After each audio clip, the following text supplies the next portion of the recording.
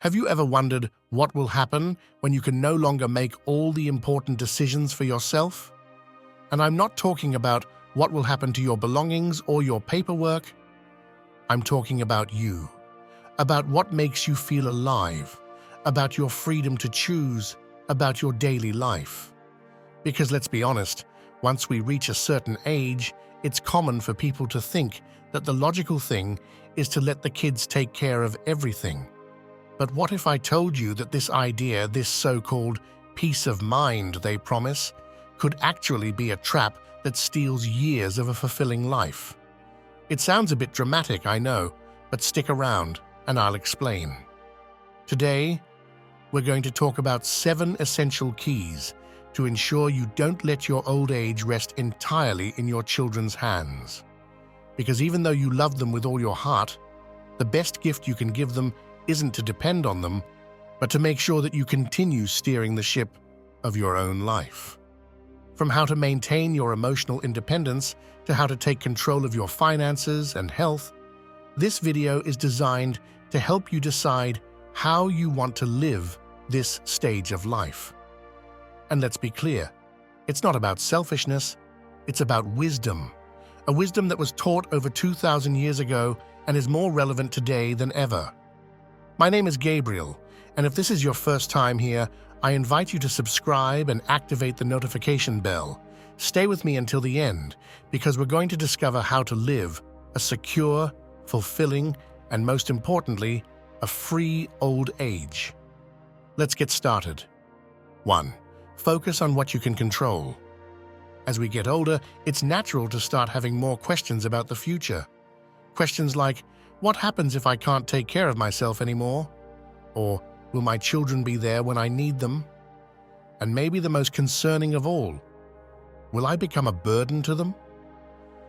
These are understandable worries, but this is where Stoic wisdom, particularly the teaching about the dichotomy of control, offers us a valuable lesson. Epictetus reminded us that in life, there are things we control and things we don't. We can't decide how our children will act or what path their lives will take, but we can control how we respond. Why worry about things beyond our influence? As Epictetus said, if you want to be invincible, don't fight battles over things dependent on others. And he's absolutely right. Expectations about others, about what they might do or not do, lead us straight to frustration. What's under your control, however, is far more powerful than it may seem. You can manage your financial well-being to ensure your economic independence as you age. Perhaps you've already asked yourself important questions. Have I saved enough? Do I have a solid retirement plan? These kinds of choices, while overwhelming at times, are well within your power. Another aspect within your control is your health. As we get older, caring for our bodies and minds becomes a priority. What are you doing to maintain your physical health? Are you moving, eating mindfully, and seeing your doctors regularly? This kind of self-care not only helps you feel better, but prepares you to face the challenges of aging independently.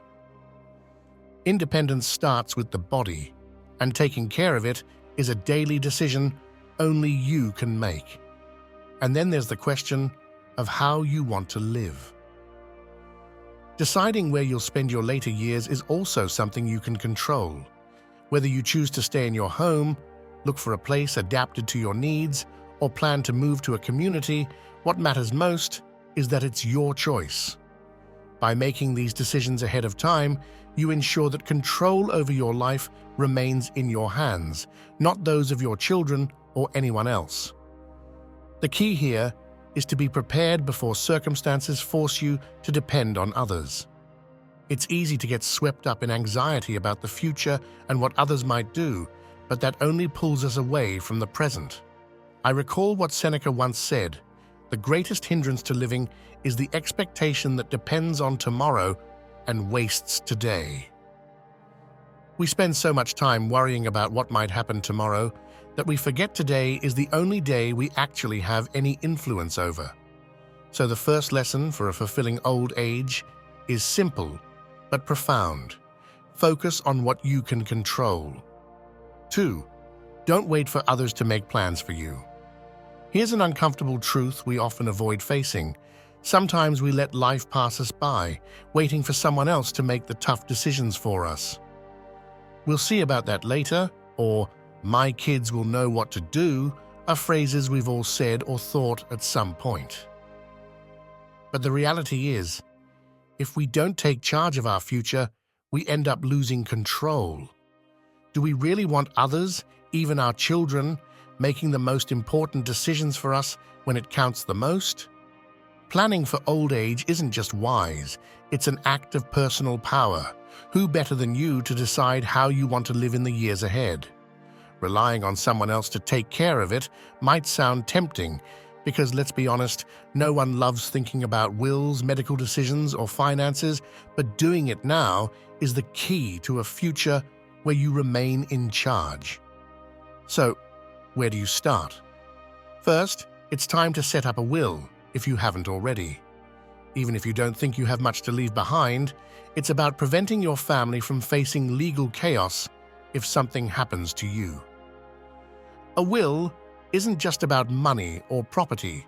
It's about making sure that the people you trust know what to do if you can't decide for yourself. Next, make sure you communicate your medical wishes. It may be uncomfortable, but it's essential. Let your loved ones know what treatments you would or wouldn't want if your health becomes complicated. Setting this straight in advance brings enormous relief to everyone involved, sparing them the burden of guessing your wishes in a crisis. Another aspect fully within your control is organizing your financial well-being. Review your savings, investments, and insurance policies. If you haven't made a clear plan yet, now is the time. Make sure you have a reliable income or an emergency fund to cover your expenses so you don't have to rely on your children to step in. It's not selfishness, it's independence. You're ensuring you'll have what you need without putting that responsibility on others. Finally, let's talk about something we often leave for the last minute: where you'll live. Maybe your current home feels perfect for now, but will it still be functional in 5, 10, or 15 years? Consider your options while you still have the choice. Would you prefer to stay in your current home with a few modifications to make it more accessible?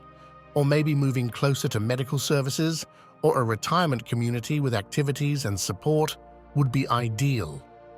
The key is to make this decision before it becomes urgent so that it's truly your decision, not something forced by circumstances. I know all this might sound overwhelming, but once you get these things in order, you'll feel a sense of peace that's priceless. I'm reminded of a phrase by Seneca: "The greatest hindrance to living is the expectation that depends on tomorrow and wastes today." The longer we put off these decisions, the more they drain our energy. The time to act is now, not tomorrow, because that tomorrow may come when you least expect it. The takeaway here is simple. Don't wait for others to make these plans for you. Your children don't have all the answers, and likely they won't even want that responsibility. By taking charge and organizing these essentials today, you're not only protecting your independence, but also sparing your loved ones from an unnecessary burden. It's a gift for them and an act of love for yourself. And remember, planning isn't a sign of weakness. On the contrary, it's one of the most empowering things you can do for yourself. You get to decide how you want your future to look, and that's what ultimately lets you live the present with more peace and confidence. 3. Surround yourself with more than just family. Often we assume that as we age, our main support network will naturally be our family, especially our children. And yes, of course, we want them there to accompany us, support us, and share important moments. But putting all our expectations solely on them can set us up for frustration. Not because they don't love us, but because our children have lives of their own, with their own commitments, complexities, and sometimes even physical distance. Here's a crucial lesson. Diversify your relationships. Don't rely entirely on a single source of support. Surround yourself with people beyond your family. Building a network that includes friends, neighbors, and people in your community can be one of the wisest and most fulfilling choices you make in this phase of life. Now, I know this may sound like a tall order. As we get older, making new friends can seem more challenging, as if we lack the energy or willingness to seek out new connections. But that couldn't be further from the truth. In fact, one of your greatest assets now is your life experience. Friendships at this stage of life often have a depth we may not have reached when we were younger. They're built on mutual understanding, shared interests, and a desire to support each other in this new phase. I remember something I once read from Marcus Aurelius. What's not good for the hive is not good for the bee. This thought resonates because it reminds us that we're not meant to live in isolation. Nurturing relationships beyond just our family doesn't only benefit us personally, it also strengthens the community we're part of. So here's the practical side of it. Start opening yourself up to new social experiences. It doesn't have to be anything grand or complicated. Simple actions like joining a book club, taking yoga classes, or volunteering locally can be the beginning of new connections. If you enjoy walking in the mornings, join a walking group. If you're into crafts, look for workshops or gatherings where you can share your skills. The key is stepping out of your routine and allowing yourself to be an active part of something bigger. Another way to diversify your support network is by strengthening relationships with your neighbors. You might have lived in the same neighborhood for years without knowing the people around you very well. Taking the time to chat more, offer help, or simply say hello can open doors to unexpected friendships. You never know, someone in your own building or down the street could be seeking the same connection you are. And let's not forget that the relationships you already have can be nurtured even further. Often, we take for granted friends from years past or distant relatives we don't speak to as often. Now's a great time to reconnect, to rekindle those conversations, and to let them know you count on them, not just your children. I know this can be a sensitive topic. No one wants to imagine a life where their children aren't present or available. But remember, this isn't about abandoning them or being abandoned by them. It's about creating a network strong enough that if your children can't be close, you won't feel alone. Instead, you'll feel supported by the community you've built for yourself. Emotional independence is also a vital part of this network. We can't rely solely on our children for all of our emotional well-being. Diversifying our relationships provides a broader and more stable sense of belonging when you have friends, neighbors, and other loved ones to lean on.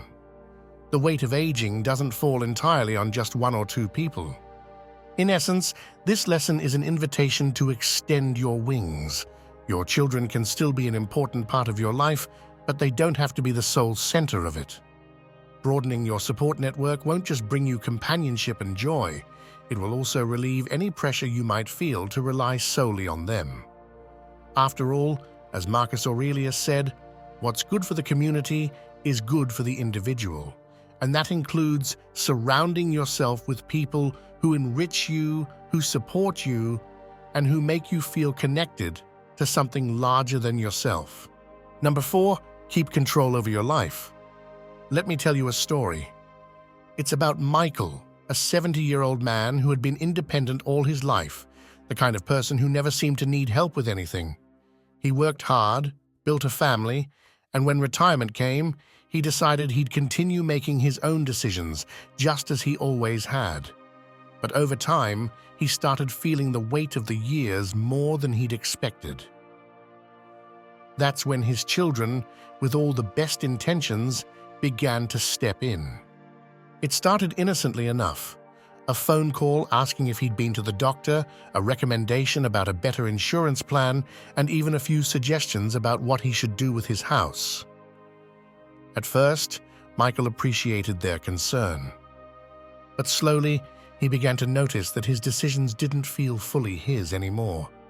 Every time he made a choice, his kids had something to say, and wanting to avoid conflict, he started giving in. Without realizing it, He allowed others, even his own children, to start making important decisions in his life. One morning, as he looked around, Michael felt like a stranger in his own home, as if he no longer had control over what he did with his life. Michael's story is more common than you'd think. Often, with the best of intentions, we let others, especially our children, make decisions for us. It's a slow, almost invisible process, and before we realize it, we've handed over control. And it's not that we're incapable of making decisions. It's that, out of love or convenience, we let others do it. But here's something important. Independence isn't a matter of age. It's an attitude. Keeping control over your life, your choices, and your desires is essential for living fully, especially in old age. Marcus Aurelius put it well. Nothing is more admirable than seeing a person who commands their destiny. And that's the lesson here. To continue being the author of your own story, even when others try to step in. Returning to Michael, there came a moment when he realized what was happening. During a conversation, his children, without consulting him, decided that it was time for him to consider selling the house and moving to a smaller place. For them, it was a logical, practical decision. For Michael, it was a shock. His home wasn't just a physical space, it was the place where he had built his life, where his memories lived. At that moment, he knew he needed to set a boundary. That day, Michael decided to take back control of his life.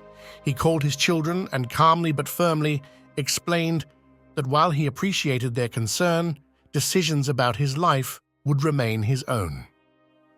It wasn't an easy conversation. His children, as often happens, didn't fully understand at first, thinking it was simply a matter of pride. But Michael made it clear that it wasn't about pride. It was about a basic need shared by all human beings: autonomy. This story isn't a moral fable, it's a reality many people face. There will come a time when someone, probably with the best intentions, will want to make decisions for you. And it's easy to fall into the habit of letting others guide your path down what they think is best. But don't forget that as long as you're capable of deciding, those decisions should still be yours. The control over your life isn't something you gain or lose just because you've reached a certain age. It's something you need to maintain, protect, and defend, not in a combative way, but with the calm assurance that you're still the best person to decide what will make you happy, what will allow you to live fully. Let's return to Michael's story. After that conversation, things didn't change overnight. There were moments of discomfort and disagreements, but over time, his children came to understand that what was really at stake wasn't convenience. It was dignity. Michael didn't refuse help when he needed it, but he made it clear that he would always have the final say. And that's how it should be for all of us. Keeping control over our decisions is vital for our emotional well-being. The small decisions, like where to live, what to do with your time, or even how to organize your days, are what keep you connected to yourself. Old age doesn't have to mean giving up the power of choice. You can still be the captain of your ship, steering with confidence no matter how far you've traveled. Because, at the end of the day, who better than you to know what you need? If you're enjoying this video so far and feel like you're discovering new ways to apply Stoic wisdom to face the challenges of aging with calm and clarity, I invite you to subscribe and click like to support this content. I suggest you stick around because the most insightful parts are yet to come. And if you're committed to finding balance and living this stage of life wisely, I have a final reflection that could completely shift your perspective. And tell me, where are you tuning in from? I'd love to know. Let's continue. Number 5, learn to say no. Imagine for a moment that your life is a garden. Every decision you make, every relationship you maintain, every commitment you take on is like a plant in that garden. If you fill it with too many things without filtering what's truly important, soon the space will be overcrowded. What could have been a place of peace and beauty turns into chaos, where nothing can thrive. And here's the lesson. Learning to say no is the pruning needed to keep that garden balanced. Sometimes, with the best of intentions, our children or other family members try to fill our garden with their ideas, decisions, or even responsibilities. Dad, you should do this. Mom, it's best if you move here. Let us handle this for you. At first, it might seem easier to say yes and let others make decisions for you. But what starts as small favors or well-meaning suggestions can quickly turn into a loss of control over your own life. Saying no doesn't mean rejecting love or support. It means protecting your own space, your wishes, and your decisions. It's an affirmation of your own needs and boundaries. As the writer Annie Dillard once said, how we spend our days is, of course, how we spend our lives. Every time we say yes to something we don't want, we're giving away part of those days and, in the long run, part of our lives. Saying no is not selfish, it's discernment. You're not rejecting people, you're setting boundaries that allow you to care for your mental and emotional well-being. It's a matter of self-respect. In fact, clear boundaries are the foundation of any healthy relationship, whether with your children, friends, or anyone else. Now think of no as a door that closes to protect your inner peace, but one that you can open whenever you decide. You control that door. It's not closed forever. It's a tool to filter what comes into your life. It helps you decide what's worth keeping and what doesn't align with what you need now. The novelist Paulo Coelho once said, "When you say yes to others, make sure you're not saying no to yourself." That's a profound truth. Sometimes, the truest act of self-love is setting boundaries, saying no without guilt, without fear of hurting others' feelings because you're prioritizing your own well-being. Saying no frees you. It gives you the space to remain yourself, to continue being the master of your own life. Number 6, adapt your surroundings, not your spirit. As we age, our bodies inevitably change. While we can stay active and healthy, we can't escape certain physical limitations. But here's something crucial.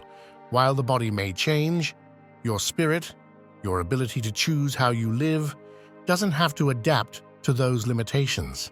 It's your surroundings that should adjust, not your essence. Think about it for a moment.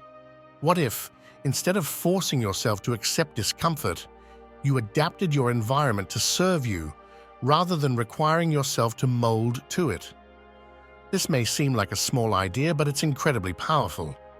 The space you live in should support you, not challenge you. And this isn't about losing independence, it's about gaining freedom.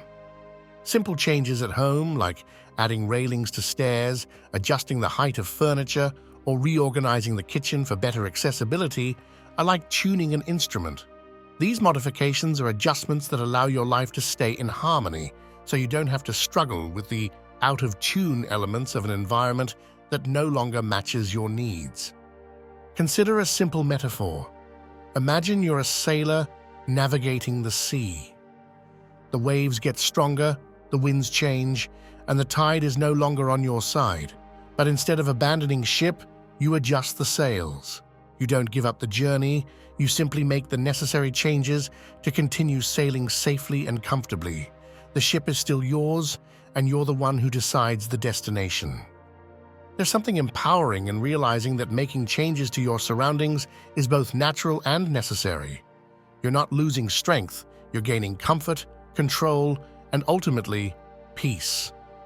Winston Churchill once said, "We shape our dwellings, and afterwards our dwellings shape us." This phrase takes on special meaning in our later years. The place where you live has a direct impact on how you feel, how you move, and how you enjoy your days. If that space supports you, if it's designed to ease your life instead of complicating it, you'll feel freer, more able to keep doing what you love.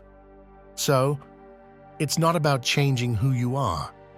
It's about being wise enough to change your environment so it's in tune with you. This isn't a surrender. It's a smart adaptation. Number 7, live in the present, not for tomorrow. The last lesson is perhaps the simplest, but it's also the most profound. Stop worrying so much about the future. Yes, I know. Throughout this video, we've talked about planning, taking control of what you can, getting your life in order. All of that matters, but it only has value if it helps you live better today. Seneca, always so direct, said, "The greatest obstacle to living is expectancy, which hangs upon tomorrow and loses today." How many times have you caught yourself thinking about what will happen tomorrow, what things will be like in 10 years, whether your kids will be nearby, or if your health will hold up? In that whirlwind of thoughts, the present, the only moment you truly have, slips through your fingers. The key here is not to ignore the future, but to learn how to embrace the present. It's the only thing you truly control. Today, you can enjoy a quiet meal, laugh with a friend, or finally read that book that's been waiting on your shelf. But when our minds are trapped in the future, these little daily treasures go unnoticed. So how do you do this practically? Start with gratitude.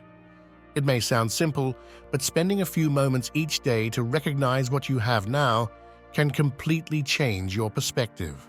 Sometimes we focus so much on what might be lacking tomorrow that we overlook everything we already have today. Do this in the morning or before you go to bed. Think of 3 things you're grateful for. They don't have to be grand things. Maybe it's as simple as waking up without pain today or having a neighbor who greeted you with a smile. Whatever it is, it's your present, and it's worth appreciating. Another way to stay grounded is to keep your mind fully on what you're doing. When you're talking to someone, really listen without thinking about what you have to do next. If you're cooking, savor the process, the smell of the ingredients. Life isn't in the grand future events we fear or hope for, it's in these small, everyday moments. And of course, part of living in the present is letting go of imagined problems that may never come. Worrying about what might happen often steals the peace from what's already happening.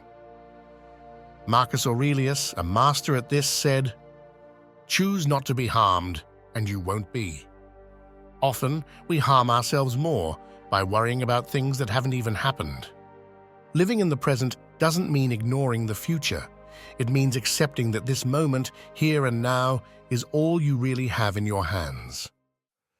Tomorrow will come just as it always has, but it doesn't need to define how you live today. So the next time your mind starts to drift to uncertain futures, take a moment and bring yourself back to the present. Breathe, be grateful, enjoy, and live. Aging isn't a stage of surrender, it's a stage of transformation. With every lesson we've explored today, the message has been clear. Take the reins of your life. Don't let others, even your closest loved ones, define who you are or how you should live. You, more than anyone else, know what you need to feel fulfilled, independent, and at peace. Life is made up of small moments, of decisions that may seem insignificant, but that collectively define the quality of our days. And today, you hold in your hands the power to create an old age with purpose. In the end, it's not about how much time we have. It's about how we choose to live it. Being the author of your own story is the greatest act of self-love you can give, not only to yourself, but to those around you. Remember, as Marcus Aurelius said, the happiness of your life depends upon the quality of your thoughts. Every decision, every boundary you set, every adjustment you make in your environment affirms your right to a life that's dignified, peaceful, and filled with purpose.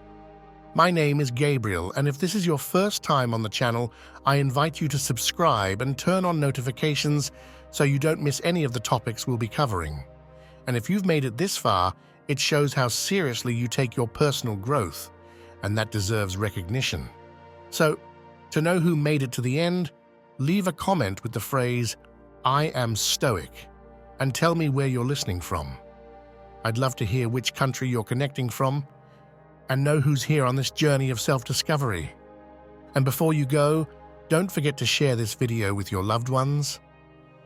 There might be someone in your life who needs to hear these words today and gain a new perspective. Sometimes, a simple message can make a big difference. See you in the next video.